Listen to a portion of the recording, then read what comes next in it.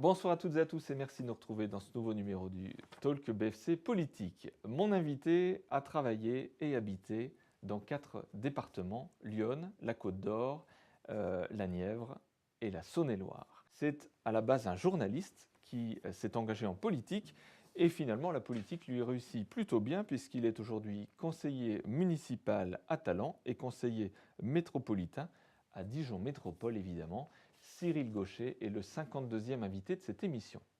Retrouvez le talk BFC Politique avec les Instituts BioStudio.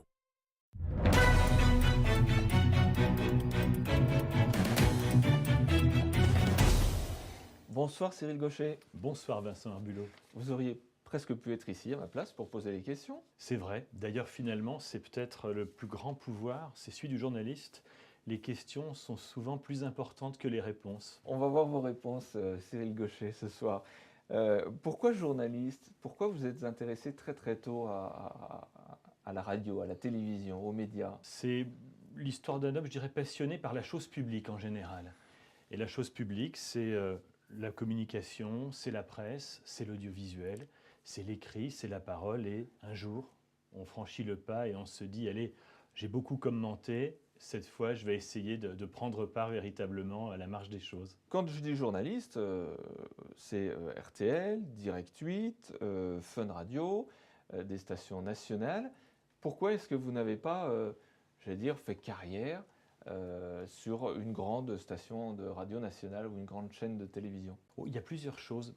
La première, c'est que pour vivre ce genre de carrière, il faut accepter de vivre à Paris toute son existence.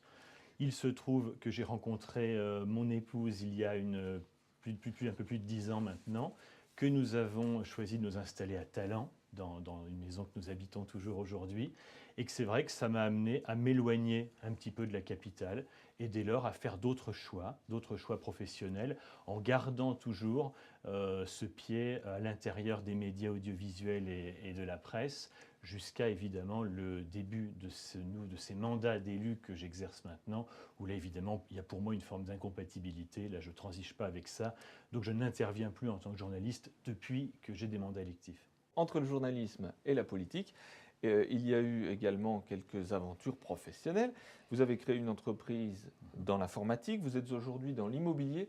Parlez-nous de vos parcours professionnels parallèles. L'informatique, ça a été ma première activité, effectivement, créée après l'obtention de mon diplôme de droit, c'était en 2000.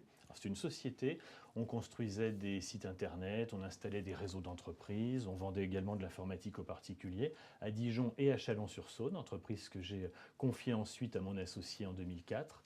Et puis ensuite, il y a eu une continuité en fait, dans l'immobilier, où j'ai créé ma première structure dans l'immobilier dès 2004, qui était plus à l'époque dans la transaction. Et puis depuis, avec l'évolution du marché, l'évolution des comportements, les nouvelles concurrences, qui sont la vente de gré à gré sur Internet et véritablement les bouleversements de ce marché, je suis maintenant dans la régie immobilière, si vous voulez, dans le syndic de copropriété et la gestion locative. On fait davantage du droit maintenant et de la comptabilité que de la transaction commerciale.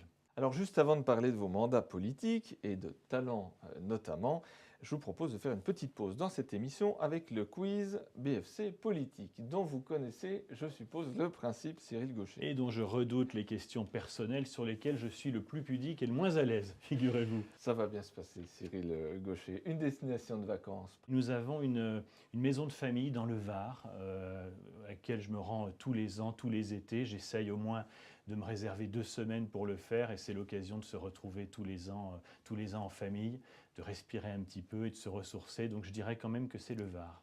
Un dernier livre éventuellement à nous conseiller? Alors, il est un peu ancien, le dernier livre que j'ai lu, c'était L'euphorie perpétuelle de Bruckner. J'adhère pas à toute l'œuvre de l'écrivain, mais là, c'est un essai intéressant sur cette quête du bonheur qui est maintenant érigée comme un modèle de civilisation. C'est assez intéressant. Quelle émission de radio ou de télévision l'homme passionné par les médias nous conseillerait? En radio, ce sont les grands rendez-vous hebdomadaires, les grands rendez-vous politiques, les grands moments d'interview. C'est un peu le Meet the Press aux États-Unis, qui est le club de la presse sur Europe 1 et le grand jury RTL Le Monde sur RTL. Et puis en télévision, il y a une émission alors qui est jugée parfois un peu inquisitoire, un peu provocatrice, mais qui quand même me plaît bien, moi. C'est l'émission d'Élise Lucet, Cache Investigation sur France 2, qui a vraiment le mérite de sortir des affaires, de révéler des vérités. Et c'est évidemment indispensable en démocratie. Il faut aussi que les choses se disent, il faut aussi que des journalistes sortent du calendrier institutionnel qui leur est imposé d'une certaine manière et arrivent à aller un petit peu au-delà. Donc c'est un outil, je pense, pour la démocratie, pour les citoyens, qui est bien. Vous invitez à dîner, alors au choix, hein, Gilbert Menu, il y en a 3, Gilbert Menu, Alain Houpert ou Laurent Bourguignat. Lequel des 3 vous inviteriez pour passer un bon moment? Spontanément, évidemment, ces dernières années, ça ne vous a pas échappé, mes relations avec Alain Houpert ont toujours été excellentes. Mes relations avec Laurent Bourguignat sont évidemment également tout à fait cordiales et ce sont vraiment des relations, je dirais, d'amitié militante.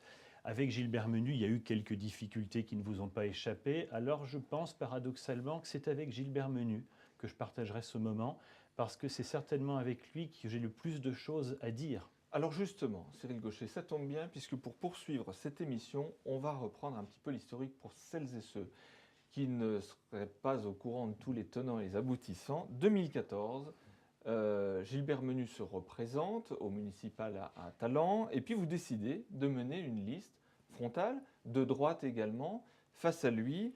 Il l'emporte, mais de justesse, hein, vous avez fait un excellent score, 27% en 2014. Première question, pourquoi avoir décidé de mener une liste face à la majorité en place? À l'époque, si vous voulez, il n'y avait pas réellement de proximité, il n'y avait pas d'intimité entre l'équipe en place et moi. Il y avait un certain nombre de rencontres, évidemment. J'étais militant donc, de l'UMP depuis 2007, depuis la fin du mandat de Jacques Chirac. On avait pu me demander effectivement de venir apporter mon concours à la campagne du maire sortant de Talent, ce qui était la moindre des choses. Mais il y a eu un certain nombre de points de divergence, tant personnels que sur les questions de fond. Et finalement, vous savez, il y a des fois dans la vie des moments comme ça où le destin peut basculer, où des choses se font. Alors moi, ça a été tout simple. On avait quand même pris acte d'une certaine incompréhension entre l'équipe de M. Menu et moi-même à ce moment-là. Et le lendemain, c'était un samedi, je me rends alors, dans l'Intermarché du quartier des Cerisiers, pour être précis. Je croise une dame assez âgée qui faisait ses courses et alors qui me sollicite en me disant « Alors, M. Gaucher, à l'issue des élections, est-ce que vous savez ce que vous ferez dans la commune? Vous vous occuperez de quoi ?»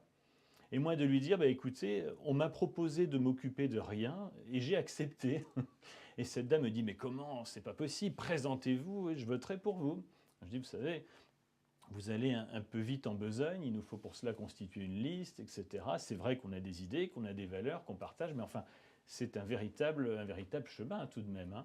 Et puis d'autres personnes, dans ce fameux week-end, m'ont dit un peu la même chose, m'ont tenu le même langage.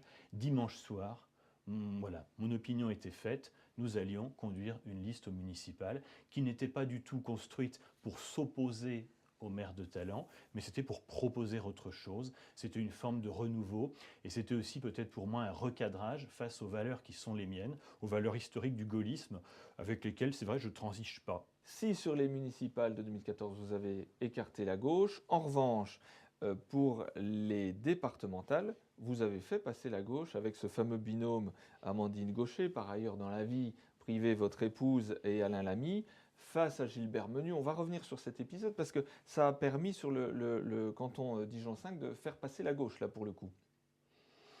Alain Lamy et mon épouse Amandine Gaucher décident de mener cette liste, vraiment de conduire cette campagne pour les élections départementales.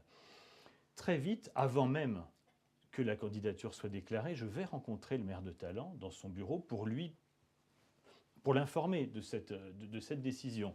Et je lui demande si lui-même n'avait pas quelques velléités, quelques projets en la matière. À ce moment-là, il me répond exactement, il ne le contredira pas, il me dit qu'il ne serait candidat que si François Sauvadet vraiment le sollicite. Bon. Entre-temps, mon épouse Amandine rencontre également François-Xavier Dugourc, à qui elle expose également le projet. Voilà, tout est vraiment fait, je dirais, en transparence avec la majorité départementale en place.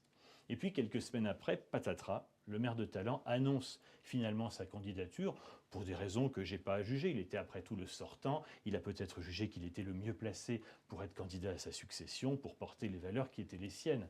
Quoi qu'il en soit, effectivement, à partir de ce moment-là, on arrive dans un affrontement de premier tour qui laissera nécessairement des traces au second tour. Et au second tour, ce qui véritablement fera gagner la gauche, au-delà de cette division de premier tour, c'est évidemment cette triangulaire avec le Front National. Sans la triangulaire avec le Front National, la gauche n'aurait pas emporté le canton de Talençon-Bernan. Merci Cyril Gaucher pour ces explications. On avait eu celle de Gilbert Menuy en plateau, on a maintenant la vôtre. Pour revenir à Dijon Métropole, vous constituez le deuxième groupe d'opposition, derrière, bizarrement, celui de Gilbert Menuy. Il vient de démissionner de la présidence de groupe, Gilbert Menuy ? Je pense que, sans être le porte-parole du maire de Talent, je pense que Gilbert Menuy a fait le diagnostic des mutations profondes, des grands bouleversements qui ont touché l'intercommunalité au Grand Dijon. Depuis la communauté d'agglomération jusqu'à la communauté urbaine, jusqu'à la métropole, tout est en train de changer. Dijon, maintenant, la majorité socialiste de Dijon est en train de piloter l'ensemble de l'agglomération, y compris pour des communes comme Talent, comme Fontaine, comme Chevigny, comme Saint-Apollinaire, qui ont fait le choix de majorité de droite, qui sont aujourd'hui dirigés de fait par la gauche dijonnaise. Il y a effectivement là un problème et je pense que le maire de Talent, comme moi d'ailleurs, souhaite que l'on rebatte les cartes et souhaite que l'on repense l'opposition à la métropole avec les élus dijonnais de droite et avec les élus des communes périphériques. Ça va donner quoi les relations entre Cyril Gaucher et Gilbert Menuy ? Scoop, le maire de Talent m'a écrit une lettre il y a quelques jours pour me faire part de ce que j'évoquais à l'instant, me parler justement des mutations au sein de la métropole et maintenant du fait qu'il fallait certainement repenser le rôle de la droite au sein de la métropole.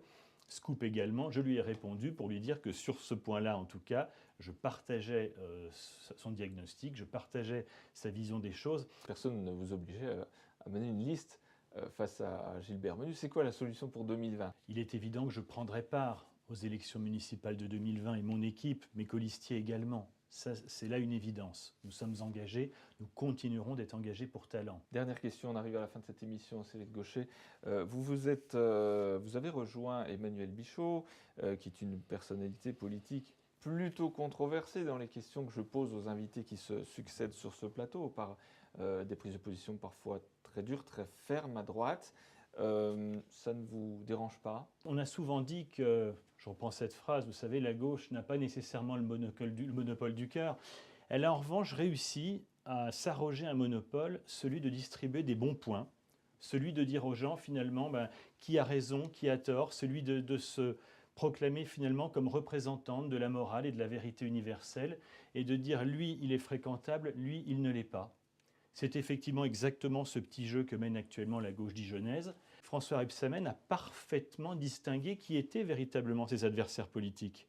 Il a parfaitement, lui qui est un fin politique expérimenté, on peut faire confiance à François Rebsamen en termes de stratégie politique, il a exactement identifié quels étaient ses adversaires, d'où venait le risque, d'où venait la véritable opposition, et malheureusement, plutôt que d'opposer des arguments de fond, il a fait, bien malheureusement, comme le fait souvent la gauche, l'argument de l'extrême droite, l'argument de l'extrémisme. En tout cas, c'est assez blessant, je voulais vous le dire. Cyril Gaucher, merci d'avoir été avec nous en ce dimanche 26 novembre. Merci beaucoup, Vincent Arbulot, et longue vie à votre talk régional, business et politique. Merci.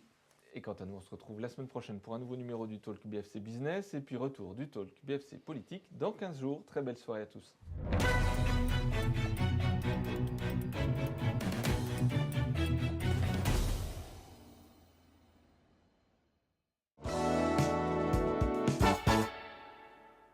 C'était le Talk BFC Politique avec les Instituts BioStudio.